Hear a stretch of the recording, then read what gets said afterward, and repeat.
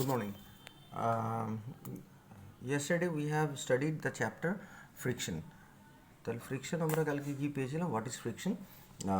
The force of friction always opposes the movement of an object whether the object is moving or at rest. মানে একটা moving object সেটা রেস্টে থাকুক বা moving অবস্থায় থাকুক, এনি অবজেক্ট যেটা মুভিং অবস্থায় বা রেস্টে থাকুক, তার অপোজিং ফোর্সকে বলা হয় ফ্রিকশন। মানে এটা এখানে রয়েছে, এটা এখানে থাকতে পেরেছে হচ্ছে ডিউ টু ফ্রিকশন। যদি ফ্রিকশন না হতো তাহলে স্পেসের মতো it would have been floating.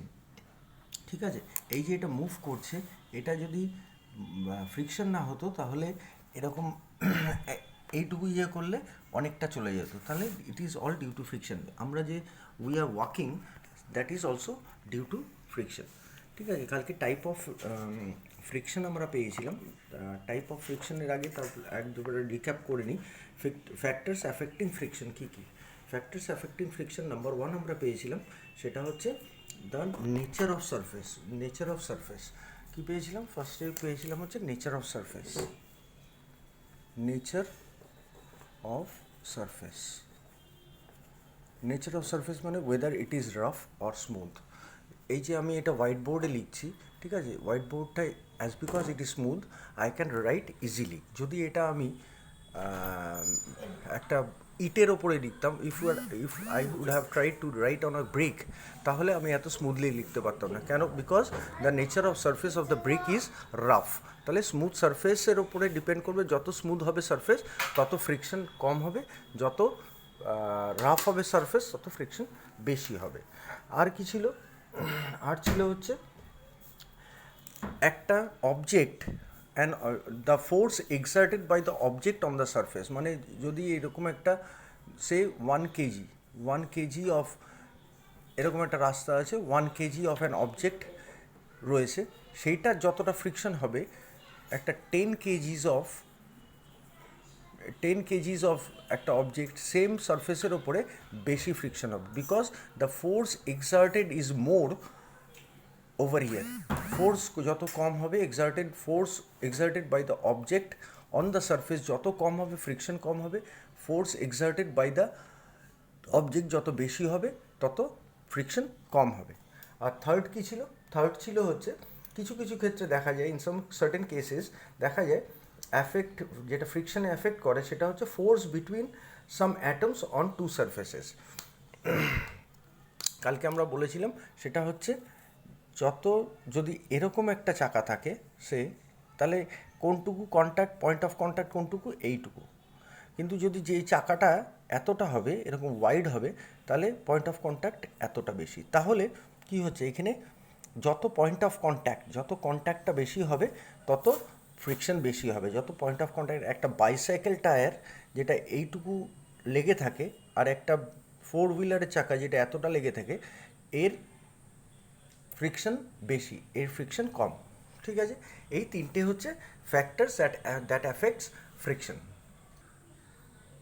Just এই তিনটে প্রিন্সিপালের ওপর ডিপেন্ড করে আমরা যে নেক্সট ইয়েতে যাব, সেই জায়গাটায় আমরা দেখতে পারবো যে how we can increase or decrease friction. তাহলে আমরা যদি ফ্রিকশন ইনক্রিজ করতে গেলে আমার এই তিনটের মধ্যে যে কোনো একটা করলে ফ্রিকশন ইনক্রিজ হবে। কি? যদি force exerted by the object যদি বাড়াই তাহলে ফ্রিকশন বাড়বে, যদি পয়েন্ট অফ কন্ট্যাক্ট বাড়াই তাহলে ফ্রিকশন বাড়বে, আর নেচার অফ সারফেসটাকে যদি আমি স্মুথ না করে সারফেসটাকে রাফ করে দিই তাহলে ফ্রিকশন বাড়বে। এবং ভাইস ভার্সা, ফ্রিকশন কমাতে গেলে কি করতে হবে? ফ্রিকশন কমাতে গেলে সেম উল্টোটা, force exerted by the object কম করলে ফ্রিকশন কমবে, পয়েন্ট অফ কন্ট্যাক্ট বা এরিয়া অফ কন্ট্যাক্টটাকে যদি আমরা কমাই তাহলে ফ্রিকশন করবে, আর নেচার অফ সারফেসটাকে যত স্মুথ করব তত ফ্রিকশন কমবে। জাস্ট লাইক ক্যারাম বোর্ডে যেটা হয়, ক্যারাম বোর্ডে আমরা কালকেও বলেছি, ক্যারাম বোর্ডে আমরা পাউডার দিই। কেন পাউডার দিলে? তাহলে যে রাফনেসটা আছে, মাইক্রোফাইবার্সগুলো আছে, ওগুলো ভরাট হয়ে যায়, ইট gets filled up making the surface more smoother. ঠিক আছে, সেই জন্যে ফ্রিকশন কমে যায়। দেখো এখানে দিয়েছে ইনক্রিজিং ফ্রিকশন। কীরকমভাবে ফ্রিকশন ইনক্রিজ করা যায়? Friction can be increased by making the moving surface rough, যার জন্য for this reason tyres have patterns with grooves on their surface to increase friction with the road. টায়ারের মধ্যে দেখবে খাঁচকাটা দাগ থাকে, স্ট্রাইপিং থাকে, to increase friction so that brake apply করলে যাতে গাড়িটা দাঁড়ায়। স্যান্ড অ্যান্ড গ্র্যাভেলস আর stone on slippery ground during the rainy or snowy season to increase friction. কিছু কিছু প্লেন রাস্তার উপরে পাথর বসানো থাকে, এরকম করে পাথর বসানো থাকে to increase friction. To increase friction, the soles of shoes used by players and athletes are provided with spikes. যারা ফুটবল খেলে, ক্রিকেট খেলে, তাদের জুতোর তলায় ছোট ছোট স্পাইক থাকে to increase friction so that they do not slip. ঠিক এটা ইনক্রিজিং ফ্রিকশন। ঠিক reducing friction is just opposite. এইগুলো যেগুলো বললাম এইগুলোর অপোজিট করলেই হচ্ছে রিডিউসিং ফ্রিকশন। কীরকম? Friction can be reduced by applying a suitable lubricant like oil and grease on the surface of contact. Oil আর গ্রিস দিলে কী হবে? অয়েল আর গ্রিস দিলে যেই রাফনেসগুলো আছে ওগুলো ভরাট হয়ে যাবে। যেই ভরাট হয়ে যাবে, once it gets filled up, friction তাহলে কী হচ্ছে? Friction will decrease. It can be reduced by using wheels and ball bearings. যেটা এখানে দেখছিলাম, এই যে 10 কেজির একটা জিনিস, 10 কেজির একটা সে ফর এক্সাম্পল একটা লোড রয়েছে, ঠিক আছে, সেইটা যদি আমি রাস্তার ওপর দিয়ে ঠেলে নিয়ে যেতে চাই, it is much more easier যদি আমি নিচে দুটো হুইল লাগিয়ে দিই, তাহলে সেটা আমার নিয়ে যেতে অনেক ইজি লাগবে, অনেক ইজি হবে। তাহলে যে আমি হুইলস অ্যান্ড যদি আমি এখানে হুইলস অ্যান্ড বল বিয়ারিংস দিই তাহলে ইট উইল অলসো ডিক্রিজ। আর কি? It can be reduced by polishing the surface in contact to make them smooth. যদি যেই পয়েন্ট অফ কন্ট্যাক্ট হচ্ছে এই জায়গাটা যদি আমি স্মুথ করে দিই, পলিশ করে, তাহলে ইট উইল গেট, যেটা আমি বললাম হোয়াইট বোর্ডের ক্ষেত্রে, it is easier to write on white board than on brick because the surface are polished. আমি যদি এটাকে মোর পলিশ করি তাহলে আমার ফ্রিকশন মোর রিডিউস করবে, ঠিক আছে। এইবার আরেকটা জায়গায় আসবো, সেটা হচ্ছে advantages and disadvantages of friction. Advantage কি? ফ্রিকশন ছাড়া আমরা চলতে ফিরতে পারবো না। We can't walk, we can't run, we can't do anything, ঠিক আছে। Without friction we would slip and fall every time we attempt to walk or run. Wet or polish, দেখবে জল থাকলে আমরা বলি when we play in the ground, যখন there is some water or mud over there, wet mud, then we have a tendency to fall off, slip and fall off. This is due to reducing friction, ঠিক আছে। এটা advantage হচ্ছে we can walk, we can run, the cars can run on the road, ঠিক আছে, due to friction. Friction causes nails and screw to hold on the wall. যদি friction না থাকতো তাহলে নেইলস অ্যান্ড স্ক্রু ওয়ালে hold করতো না। It would not be possible to light a matchstick without friction. Vehicles move on the road because due to friction. এরকমভাবে এগুলো রয়েছে। আর ডিসঅ্যাডভান্টেজেস কি? ডিসঅ্যাডভান্টেজেস যেটা সবচেয়ে বড় ডিসঅ্যাডভান্টেজ, সেটা হচ্ছে friction causes wires and tears. যখন দুটো সারফেসে ঘষা লাগছে, তখন দুটো সারফেসই খারাপ হয়, ঠিক আছে, ওয়্যার্স অ্যান্ড টিয়ার্স। এই জন্যে মেশিন আস্তে আস্তে মেশিনের পার্টস চেঞ্জ করতে হয়। দেখো এখানে দেখতে পারবে, এই friction causes wires and tears of parts that rub against each other. Tires of vehicle, sole of footwear and moving part of the machine wear because of friction. একটা জুতো আমরা যখন পরি 2 বছর 3 বছর বাদে সোলগুলো পাতলা হয়ে ছিঁড়ে যায়। ওয়াই? Due to friction. কারণ সোলটার সাথে রাস্তার, মাঠের সবসময় ঘষা লাগছে।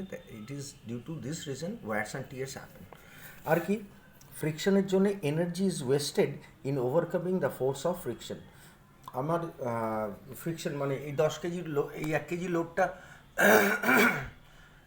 যখন আমি ঠেলছি তখন এনার্জি আমার ওয়েস্ট হচ্ছে। যদি এইখানে যদি ফ্রিকশন না থাকতো আমার এনার্জিটা বেঁচে যেত। তারপরে কি? Friction produces heat.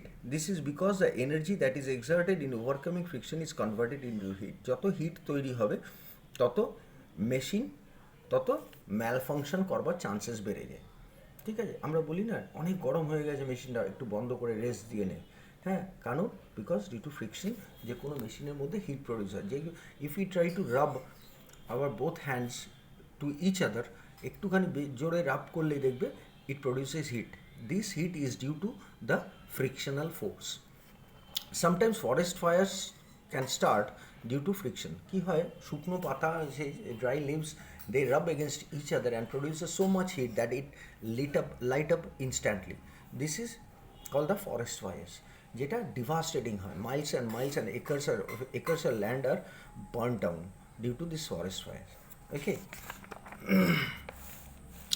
এরপরে এটা মোটামুটি এই চ্যাপ্টারটা ডান। না সরি, আরেকটু আছে, সেটা হচ্ছে ওভারকামিং ফ্রিকশন। যেরকম বল বিয়ারিং এর আগে পেয়েছি, ball bearing and wheels are very effective in countering friction, ঠিক আছে। আর এটা হচ্ছে তোমার সারফেসের ক্ষেত্রে। এর আগে আমরা পেয়েছিলাম হোয়াট ইজ ড্র্যাগ। ড্র্যাগ হচ্ছে যখন লিকুইডের মধ্যে দিয়ে বা ফ্লুইডের মধ্যে দিয়ে, লিকুইড আর এয়ারের মধ্যে দিয়ে যে ফ্রিকশনাল ফোর্সটা হচ্ছে, একটা মাছ যখন যাচ্ছে তার এগেনস্টে একটা ফ্রিকশনাল ফোর্স কাজ করছে, দ্যাট ইজ কল্ড ড্র্যাগ। যখন আমি হাতটাকে এয়ারের মধ্যে দিয়ে নিচ্ছি বা বাইকে করে যাচ্ছি, যে এয়ারটা আমার এগেনস্টে কাজ করছে, দ্যাট ইজ কল্ড ড্র্যাগ। এই ড্র্যাগটাকে কম করানোর জন্যে কী করা হয় না, দেখো মাছ they have countered it by making their sorry চোখা করে দেওয়ার জন্য। যেরকম অ্যারোপ্লেনের ক্ষেত্রেও কী হয়, অ্যারোপ্লেনের ক্ষেত্রে সামনেটা এরকম করা থাকে।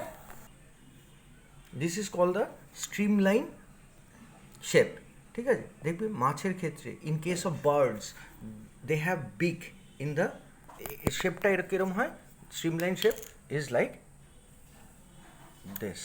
কেন? বিকজ এইখান থেকে যে এয়ারগুলো আসছে বা লিকুইডগুলো আসছে, সেগুলো এইখানটা লেগে এরমভাবে সাইড দিয়ে বেরিয়ে যায়, তাহলে reduces friction. From this same mechanism all the aeroplanes and rockets are designed with their pointed tips. Rocket যেহেতু অনেক ওপরে যায়, সেই জন্যে এরোপ্লেনের থেকে অনেক বেশি এরকম পয়েন্টেড হয়, কারণ ও অ্যাটমসফিয়ারকে ভেদ করে ওপর দিকে যায়। It penetrates through the different layers and moves upward. Therefore to reduce drag it is needed to have a streamlined shape, ঠিক আছে। এবার যেটা রয়েছে question and answers, I will send you the question and answers today, ঠিক আছে। You go through it and if you have any sort of queries just feel free to call me up, okay.